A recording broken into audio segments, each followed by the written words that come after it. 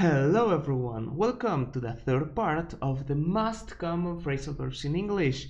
Today we will learn 10 more phrasal verbs. Are you ready? Let's start. Number 21. Carry out.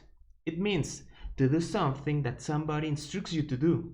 For example, soldiers carry out orders.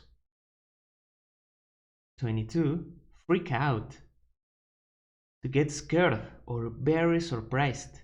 For example, she freaked out when she saw a huge spider in the bath. Very good. Let's continue. Take off. If a plane takes off, it begins to fly. For example, does the airplane take off? Okay, let's see another meaning of the same phrasal verb. To remove a piece of clothing. For example, take off your jacket, please. Very good. Let's continue. Put on. To put a piece of clothing onto your body or attach jewelry to it. For example, I will put on my red sneakers. Number 25. Calm down. Let's see what it means. To stop being angry or excited. For example, she was angry at first, but we managed to calm her down. Very good.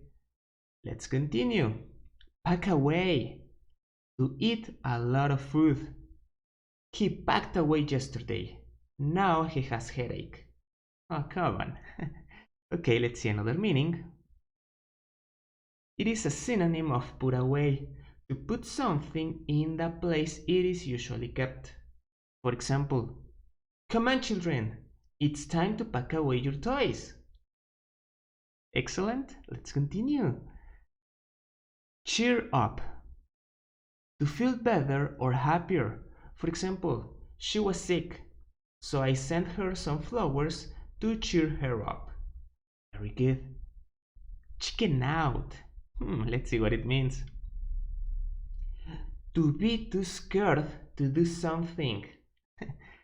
Let's see the example. Jim was going to do bungee jumping, but he chickened out.